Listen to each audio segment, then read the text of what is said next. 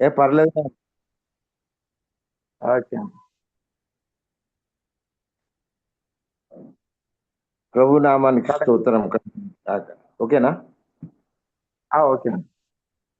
ప్రభు నామానికి స్తోత్రం కలుగును గాక. ఇన్ హిజ్ ఎక్సలెన్సీ మన అధినేత గారైనటువంటి ప్రిలెట్ బిషప్ గారు డాక్టర్ శోభన్ బాబు గారికి హృదయపూర్వకమైనటువంటి వందనాలు. కూర్చున్నటువంటి ప్రతి ఒక్కరికి, అమ్మగారికి, బిషప్ అమ్మగారికి, ఉన్నటువంటి వీక్షించినటువంటి వారందరికీ ప్రభు నామంన శుభములు తెలియచేస్తున్నాను.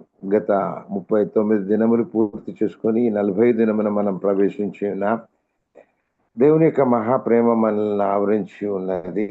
జరుగుతున్నటువంటి పరిణామములను చూచి మనల్ని మనం సిద్ధపరచుకొనుచు దేవుని యొక్క మహా ప్రేమను బట్టి ముందుకు కొనసాగుచున్నాం. ఈ దినములకు ఏర్పరచబడినటువంటి వాక్య భాగం మనము మత్తయి సువార్త 27వ అధ్యాయంలో స్పష్టంగా తెలియచేయబడినటువంటి దాన్ని మనం ధ్యానించుకోబోచున్నాం.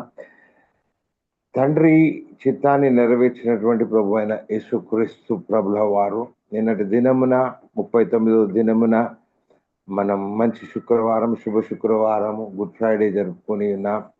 యేసుక్రీస్తు ప్రభుల వారు శిలువ మీద 9 గంటలకు ప్రారంభించి 3 గంటల వరకు వేలాడి 3 గంటల సమయంలో తన తుది శ్వాస ప్రాణం విడిచినట్టుగా మనం అందరం ప్రతి సంవత్సరం ధ్యానించుకుంటున్నాం. ఈ సంవత్సరం ప్రత్యేకమైనదిగా ఉన్నది. దానికి కారణం యేసు ప్రభుల వారు ఈ దినము, ఈ మాసాన్ని ప్రత్యేకంగా ఒకసారి మనం గమనించినట్లయితే ఈ నిన్నటి దినము ఆయన సిలువ వేయబడినటువంటి దినానికి సంబంధించిందిగా తెలియజేయబడుచున్నది.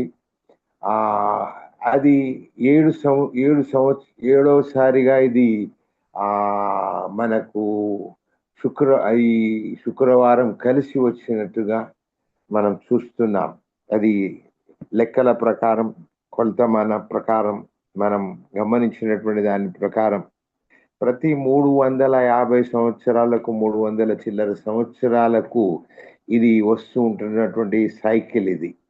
దీనిలో ఇది 7వదిగా మనము ఈ నిర్దేశకులు దీన్ని లెక్కించినటువంటి వారి ద్వారా మనము సమాచారం యూట్యూబ్లో కానీ ఫేస్బుక్లో కానీ మనకు దొరుకుతుంది. ఏది ఏమైనా ఈ చివరిదిగా మనం ఒకవేళ గమనించవచ్చు. మనకు తెలీదు, రాకడ ఎప్పుడో తెలీదు. తండ్రికి ఒక్కడికే తెలుసు ఆ దినముల గురించి, ఆ గడియ గురించి మనం ఎదురు చూస్తున్నాం. మరి ఈ దినంకి యేసుప్రభుల వారు నిన్నటి 3 గంటల వ్యవధికి ప్రాణం వదిలేసినప్పుడు అప్పటి నుంచి ఇప్పటి వరకు చూస్తే దరిదాపు మనము 12 గంటలు కావస్తున్నది. అనగా 36వ గంట కావస్తున్నది. ఇది 35 గంటలు దాటిపోయింది. ఉదయకాలం 3 గంటలకు, మరి 3 గంటల నుంచి ఇప్పుడు 12 గంటల వరకు చూస్తే దరిదాపు 24 గంటలు వ్యవధి అవుతున్నది. ఇంకొక 12 గంటలు కలిపితే 3 గంటలను మనం గమనించినట్లయితే ఈ దరిదాపు 3 గంటలకు 24 గంటలు అవుతుంది కనుక ఇప్పుడు 3 గంటలు మనం తీసేస్తే 21 గంట సంపూర్తి చేయబడ్డది. 3 గంటల నుంచి మళ్ళా రాత్రి 12 గంటల వరకు చూసుకుంటే అది 36 గంటల వ్యవధి ఆయన ప్రాణము విడిచినటువంటి సమయం నుంచి తిరిగి లేచే సమయానికి యేసు ప్రభుల వారు చెప్పినటువంటి మాటల్లో మనం గమనిస్తే మత్తయి సువార్త 20వ అధ్యాయములో 2 మాటలు వచనాలు 18, 19 వచనాల్లో గమనించినట్లయితే, ఇదిగో యెరూషలేమునకు వెళ్ళుచున్నాను, అక్కడ మనుష్య కుమారుడు ప్రధాన యాజకులకును శాస్త్రులకును అప్పగింపబడును. వారు ఆయనకు మరణశిక్ష విధించి ఆయనను అపహసించుటకును, కొరడాలతో కొట్టుటకును, సిలువ వేయుటకును అన్యజనులకు ఆయనను అప్పగింతురు. 3వ దినమున ఆయన మరలా లేచును అనే మాట అక్కడ రాయబడదు. 3వ దినం అనగా ఈ దినమునకు మనము గమనించినట్లయితే 12 గంటలు ఉదయకాలం నుంచి సాయంకాలం వరకు 3 గంటలు అవుతుంది. అదే రకంగా మరలా 3 దినముల వ్యవధికి మనం గమనించినట్లయితే ఇది సాదృశ్య రూపకమైనటువంటి దానిలో శుక్ర, శని, ఆది ఇక మనం లెక్కిస్తూ ఉంటాం. కానీ ఇది ఆయన సమాధిలో ఆయన ప్రాణం విడిచినప్పటి నుంచి ఆయన తిరిగి లేచి అంత మట్టుకున్నటువంటి దానిలో గమనించి మీరు అంతర్భాగములో దాన్ని లెక్కించుటకు ప్రయత్నం చేయవలసిందిగా నిన్ను కోరుచున్నాను. ఆయన చనిపోక ముందే ఆయన మరణమును గురించి, శిక్షను గురించి, ఆ తిరిగి లేచే దాని గురించి కూడా ఆయన స్పష్టంగా తెలియజేసి ఉన్నారు. దాన్ని మనం గమనించినట్లయితే యోన రాసిన గ్రంథం 1వ అధ్యాయంలో 17వ వచనంలో కూడా యోన 3 దినములు ఆ యొక్క మత్స్యము కడుపులో ఉన్నట్టుగా మనం చూస్తున్నాం. ఆ దినములలో యోనాకు సంబంధించిన సూచక్రియ తప్ప మరేది మీకు తెలియచేయనని చెప్పినటువంటి యేసుక్రీస్తు ప్రభువు వారు తన విషయంలో ఇది తెలియచేయుచున్నట్టుగా మనం గమనిస్తున్నాం. దేవుని యొక్క మహాప్రేమ మనల్ని ఆవరించి ఉన్నది గనుక దాన్ని సిద్ధపాటుకు చాలా ప్రాముఖ్యమైనటువంటిదిగా మీకు తెలియజేయుచున్నాను.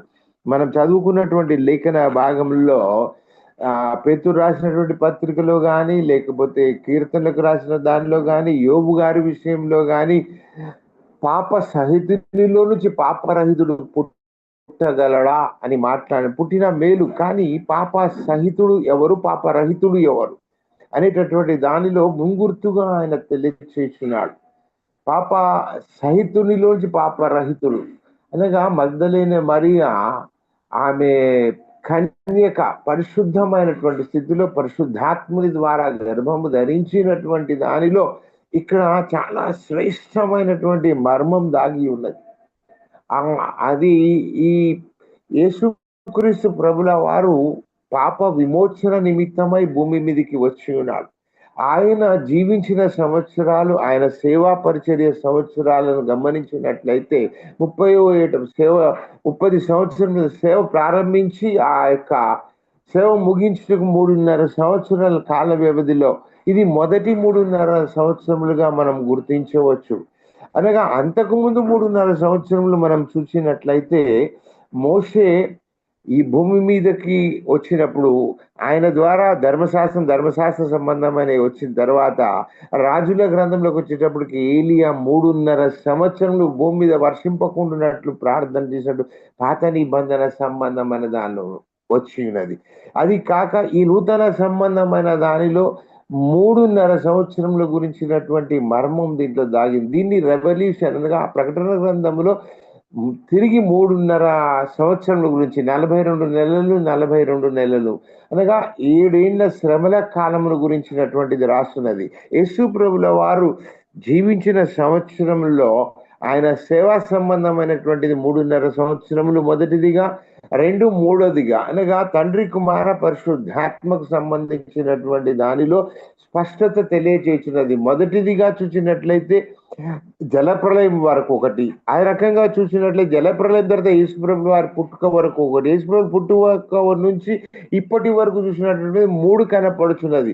అదే రకంగా చూసినట్లయితే ధర్మశాస్త్రం వచ్చే వరకు మనసాక్షిని బట్టి దానికి సంబంధించి ఆజ్ఞను బట్టి మాత్రము అక్కడ జరిగినటువంటి దాని తదుపరి చూసినట్లయితే ధర్మశాస్త్రము నుంచి యేసుప్రభు ధర్మశాస్త్రం నుంచి తీసుకొచ్చినది 700 సంవత్సరాల కాలం అనంతరం కృపకు సంబంధించినటువంటి దానిలో తీసుకొచ్చినటువంటిదిగా 3గా చూస్తున్నాం మనం. దాని తర్వాత అనంతరం వచ్చినటువంటి యేసుప్రభుల వారి దగ్గర నుంచి వచ్చినటువంటి నీతి సంబంధమైనటువంటిది, పరలోక సంబంధమైనటువంటిది, ఆయన రాజ్య సంబంధమైనటువంటిది దేవుడు మనకు అనుగ్రహించినట్టుగా చూస్తున్నాం. అన్ని 3 రకాలుగా మనం గమనించినట్లయితే తండ్రి కుమార పరిశుద్ధాత్మ జలప్రలయం వరకు ఒకటి, జలప్రలయం నుంచి ఆ యేసుక్రీస్తు ప్రభుల వారికి ఒకటి, యేసుక్రీస్తు ప్రభుల వారి నుంచి ఇప్పటి వరకు ఒకటి, 3 కనపడుతున్నాయి.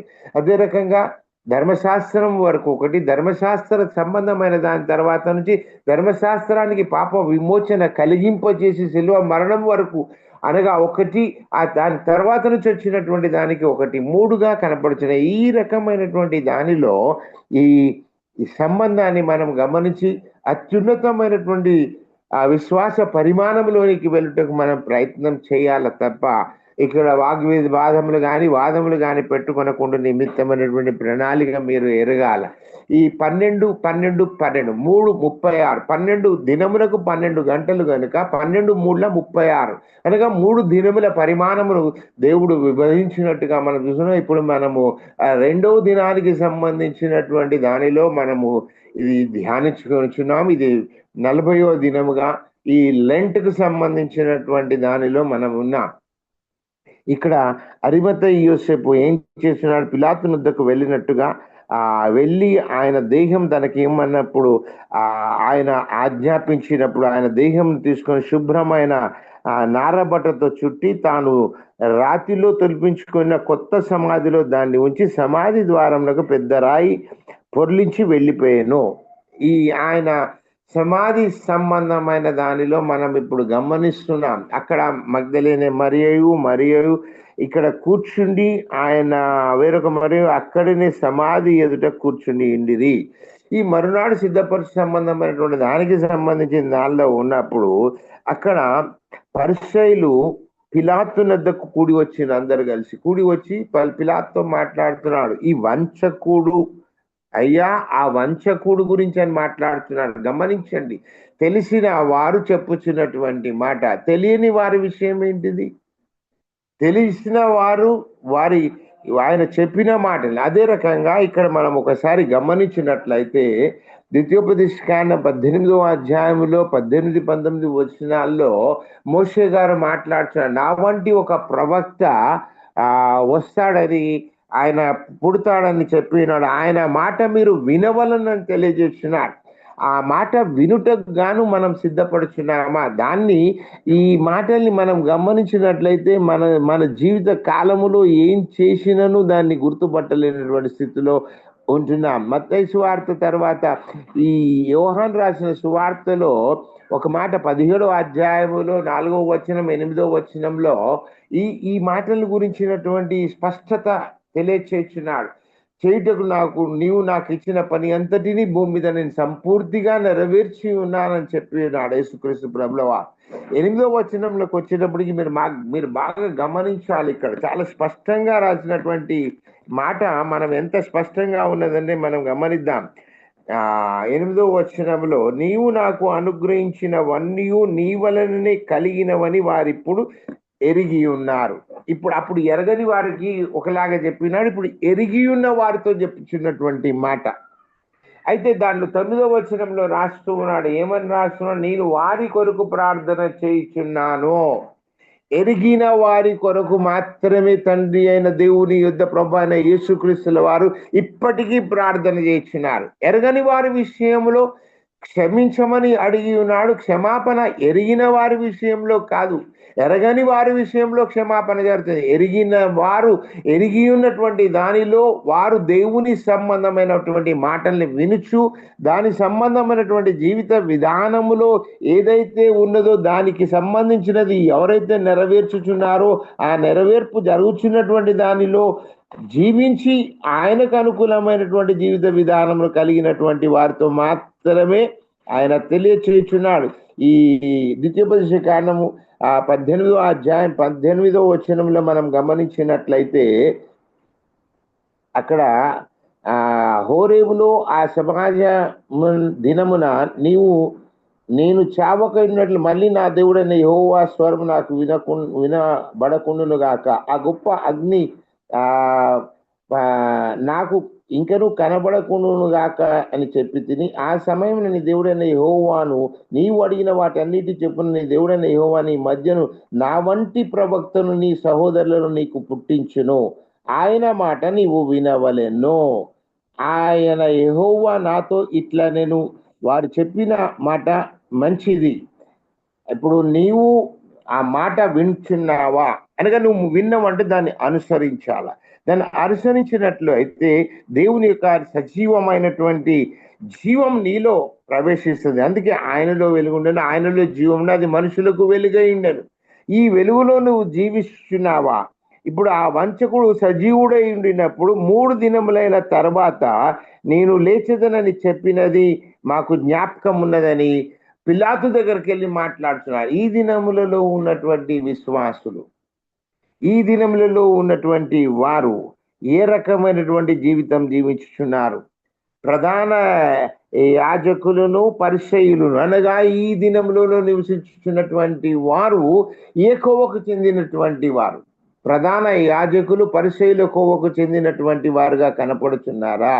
ఆయనను గురించినటువంటి వివిధమైనటువంటి విధానములలో మాట్లాడుతున్నారు. ఎవరికి తెలిసినది, ఎవరికి తోచినది వారు చెప్పుకుంటూ వెళ్ళిపోతున్నారు. కానీ లేఖనములను గ్రహించి ఎరిగి ఉన్న వారితో మాట్లాడుచున్నటువంటి వారిని, ఎరిగి ఉన్న వారి కొరకు ప్రార్థన చేయుచున్నటువంటి ప్రభు అయిన యేసుక్రీస్తుల వారితో కలిసి నువ్వు ఏం చేయుచున్నావు ఇక్కడ చాలా స్పష్టంగా తెలియచేస్తున్నారు. ఈ పరిచయులు వారితో మాట్లాడినప్పుడు ఆ పరిచయులకు పిలాతు ఇచ్చినటువంటి మాట గమనించండి.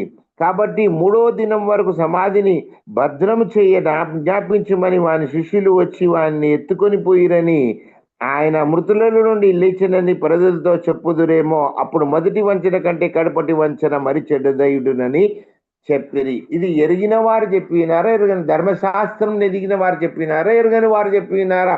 ఒకసారి మనం పరిశీలన చేస్తున్నట్లయితే ఈ కోవకు చెందినటువంటి వారిగా మనం ఉండకూడదని దేవుడు మనకు తెలియచేస్తున్నాడు.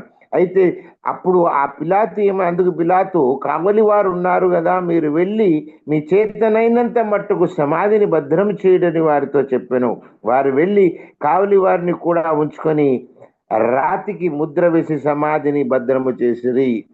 ఒక మానవుని సమాధిని భద్రం చేయుటకు గల కారణం ఇక్కడ మనం ఎరిగి ఉన్నాం. ఆయన 3వ దినమున తిరిగి లేచితనని చెప్పినటువంటి మాట, ఈ మాటను శిష్యులు కూడా మర్చిపోయింది. ఆ శిష్యులు మర్చిపోయిన సంగతి రేపటి దినంలో సువార్తల్లో మాట్లాడినప్పుడు దైవజనులందరూ బోధిస్తూ ఉంటారు. కానీ దైవజనులు అనుసరించవలసినది, విశ్వాసులు అనుసరించవలసినది ఏంటిది?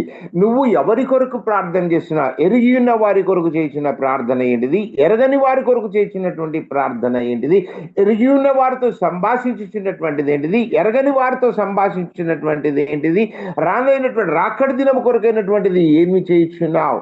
ఆయన మరలా వస్తా అన్నాడు. ఆయన చెప్పిన రీతిగానే తిరిగి లేచి మనకు కనపడి ఉన్నట్టుగా మనం కనపడుచున్నాం. పై వచనాల్లో మనం చూసినట్లయితే పరిశుద్ధులు లేచి ఉన్నట్టుగా గమనించినాం. మనం తెర నడిమికి చినిగినట్టుగా గమనించున్నాం.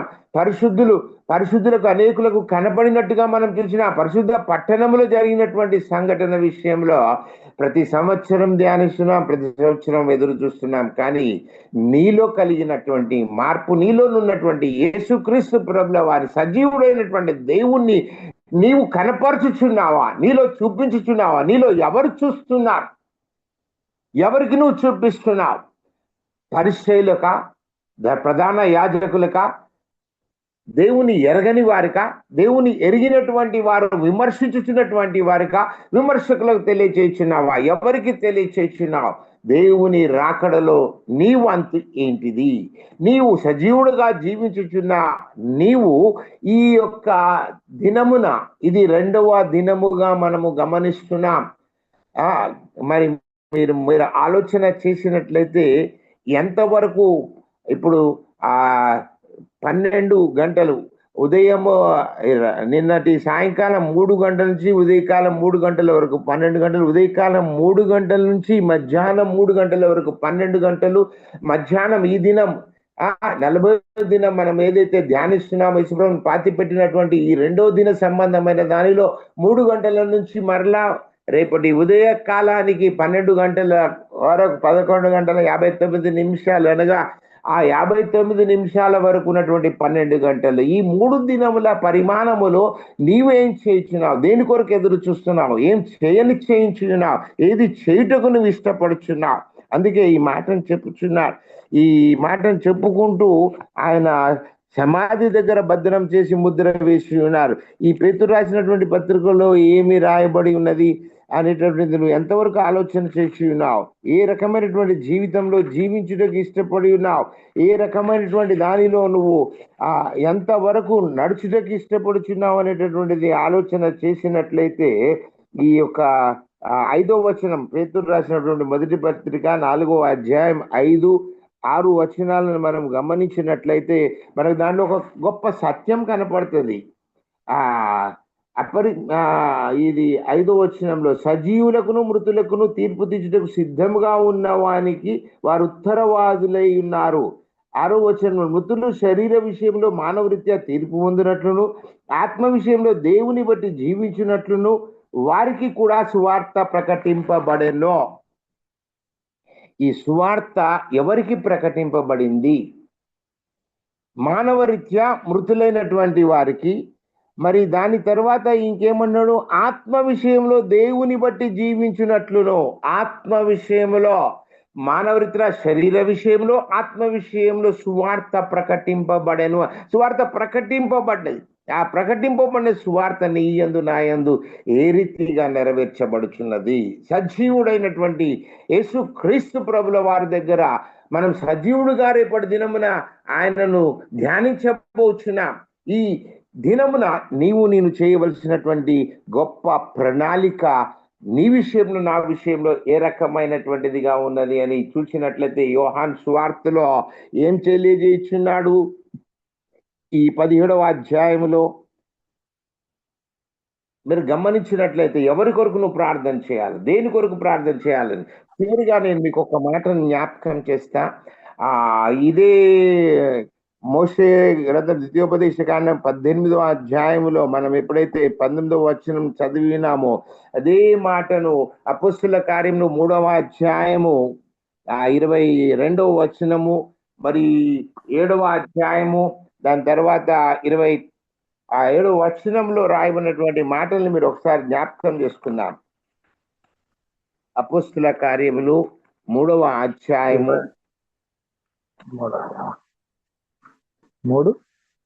22వ వచనములో మోషే ఇట్లనే, ప్రభు అయిన దేవుడు నా వంటి యొక్క ప్రవక్తను మీ సహోదరుల నుండి మీ కొరకు పుట్టించును. ఆయన మీతో ఏమి చెప్పినను అన్ని విషయములలో మీరు ఆయన మాట వినవలెను. ఆ ప్రవక్త మాట వినని వాడు ప్రజలలో ఉండకుండా సర్వనాశనమగునన్నాడు.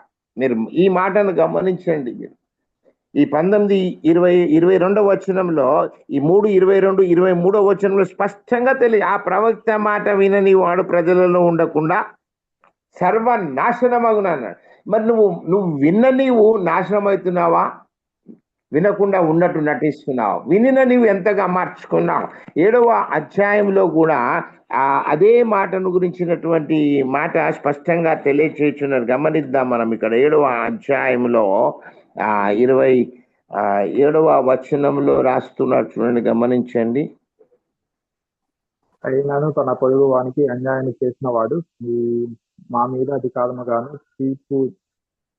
రీతిగాను నిన్ను నియమించిన వాడేవాడు. బాగా మనం ఈ మాటను మనము ఎంతవరకు అనుసరిస్తున్నాం అనేటటువంటి దానిలో ఎంతవరకు మనము ఈ మోషేను రాసినటువంటి దానిలో ఈ మాటలు స్పష్టంగా తెలియజేస్తున్నాడు.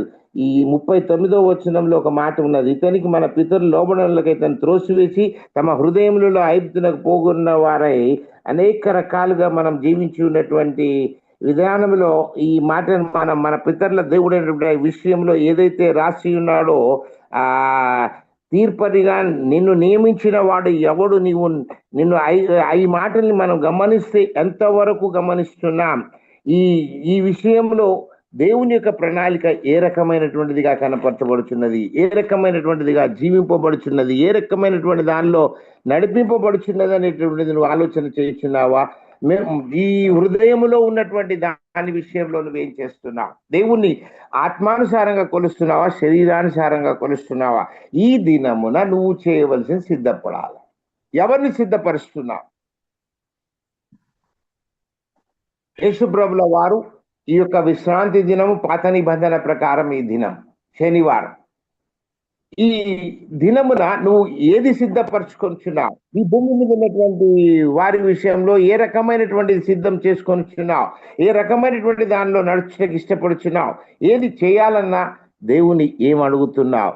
ఏది ఏమైనా యేసుక్రీస్తు ప్రభుల వారు నీకు నాకు తెలియజేసిన సజీవులకును మృతులకును తీర్పు విషయంలో ఏదైతే మానవరీత్యా తీర్పు పొందినట్లు మృతులు మానవరీత్యా తీర్పు పొందినట్లు సజీవులు ఏ రకంగా ఆత్మ విషయంలో దేవుని వలె జీవించినట్లు వారిని సువార్త నువ్వు ఏమైనటువంటి సువార్త ప్రకటిస్తున్నావు? నీ మీద పెట్టినటువంటి భారం ఏంటిది? దేవుని యొక్క ఉద్దేశం నువ్వు ఎంతగా ఎరిగి ఉన్నావు? ఈ ఎరిగిన నీవు ఏ రకంగా ఉన్నావు? చివరికి ఒక మాట నేను చెప్తా. యాకోబు పత్రికలో 3వ అధ్యాయంలో స్పష్టంగా రాసినటువంటి మాట ఏంటిదనంటే 9వ వచనంలో దీనితో తండ్రి అయిన ప్రభువును స్తుతింతుము, దీనితోనే దేవుని పోలికగా పుట్టిన మనుషులను శపిత్తుము. ఈ నాలుక విషయంలో రాస్తున్నాడు. ఈ నాలుక ఏం మాట్లాడుతుంది? నీకు అవసరం ఉన్నప్పుడు ఒకటి మాట్లాడుతుంది, లేనప్పుడు ఇంకొకటి మాట్లాడుతుంది. ఇదే నాలుకతో దేవుణ్ణి స్తుతిస్తావు, ఇదే నాలుకతో ఆయన పోలికగా పుట్టిన మనుషులను శపిస్తావు. ఆయన పోలికగా పుట్టిన నీవు నిన్ను నువ్వేం శపించుకుంటున్నావు? ఈ బ్రతుకేంటిది, ఈ శరీరం ఏంటిది, ఈ బాధలు ఏంటిది, ఈ కష్టాలు ఏంటిది అనేటటువంటి నువ్వు మాట్లాడినావంటే, నేను ఈ బ్రతుకుట కంటే చచ్చుట మేలు, ఈ బాధలను నేను భరించలేకపోతున్నాను, ఈ సంసారిక జీవితం, ఈ కుటుంబ జీవితం, ఈ సంఘ జీవితం, అన్నిటి మీద విసుగుదల వచ్చి నువ్వు ఒక మాట మాట్లాడుతున్నావు. నీ నోటితోనే దీవెన, నీ నోటితోనే శాపం, రెండు నీలో నుంచి వస్తున్నాయి. దానిలో నుంచి నువ్వు రాకుండా నిమిత్తమై ఈ దినమున నీలో ఏది జరిగించుకుంటకు దేవుడు ఇష్టపడుచున్నాడు అనే దాని మీద నువ్వు బాగా ప్రయత్నం చేసి సమాధి వలె ఉన్నటువంటి ఆ యొక్క దీనిలో నువ్వు సమాధిలో ఉన్నటువంటిదా, నువ్వు మృతుడుగా ఉండకుండా నువ్వు సజీవుల దగ్గర ఉన్నావు. సజీవంగా దేవుని ఆరాధన చేయించు ఎంతవరకు జీవించాలని ఇష్టపడుచున్నావో నీవు పరిశీలన చేసుకోవాల్సిందిగా నేను కోరుచున్నాను. ఇట్టి స్థితిలో నువ్వు ఇప్పుడు ఎక్కడ ఉన్నావు? సజీవునితో ఉన్నావా? మృతుడుగా ఉన్నావా? మానవరీత్యా ఉన్నావా? ఆత్మ విషయంలో దేవునితో కలిసి సువార్త విషయంలో ముందుకు సాగుచున్నావా? ఈ సమాధిని గెలిచినటువంటి యేసుక్రీస్తు ప్రభుల వారి దగ్గరికి నువ్వు వచ్చినావంటే నీవు నీతిని అనుసరిస్తున్నావా? విశ్వాసమును అనుసరిస్తున్నావా? నీతిని విశ్వాసాన్ని కలిగి దేవునితో కలిసి జీవిస్తున్నావా? ఏది చేయుచున్నావు? ఎందుకు చేయుచున్నావు? అందుకని రాజ్యంలో నా నీతిని మొదట వెతుకున్నది, ఈ నీతి యావత్తు ఇలాగూ జరగనీయమని యేసుక్రీస్తు ప్రభువు కొన్ని సందర్భాల్లో మాట్లాడారు. నీతిని అనుసరించి నిత్య జీవంలో నిత్యత్వంలో అవసరమైనటువంటి దానికై ఆయన మృతులలో నుండి సజీవుడుగా లేచి ఆయన నీతో కలిసి యుగములు ఉండవలసిన ప్రణాళికలో ఆయన ప్రార్థన చేసిన దానిలో సాగిపోతున్నట్లు దేవుడు నేను సిద్ధపరిచి ముందుకు నడిపించి విశ్వాసము, నీతి కలిగినటువంటి వాడవై, నీతి కలిగినటువంటి దానవై దేవుని దగ్గర నిందారహితులుగా నిత్యత్వంలో సమృద్ధి అయిన ప్రవేశం కొరకైనటువంటి ప్రణాళికలో నీవు పాప జీవితాన్ని నుంచి విమోచన కొరకు, పాప జీవితంతో పాటు పాత జీవితాన్ని విడుదల కొరకు నూతన జీవితంతో నిత్య నూతనత్వంలోనికి నడిపింపబడినటువంటి కృపలతో నింపి దేవుడు బలపరిచి స్థిరపరిచి కొరకైనటువంటి ప్రణాళికలో నిన్ను జీవింపజేసి మూడవ దినములో ఆయన లేపబట్టకు సిద్ధంగా ఉన్నటువంటి దాన్ని కొరకైనటువంటి ప్రణాళికలో నడిపించినట్లు అట్టి కృపలతో నిన్ను చేసి ముందుకు కొనసాగింప చేయునుగాక. ఆమేన్. ఈ అవకాశం కల్పించినటువంటి ప్రిలేట్ బిషప్ గారికి, విన్నటువంటి వారందరికీ, వీక్షకులకు, నడిపించినటువంటి రొనాల్డ్ పీటర్ గారికి, ఉన్నటువంటి వారందరికీ నా హృదయపూర్వకమైనటువంటి వందనాలు, ధన్యవాదాలు తెలియజేస్తూ నేను ముగిస్తున్నాను.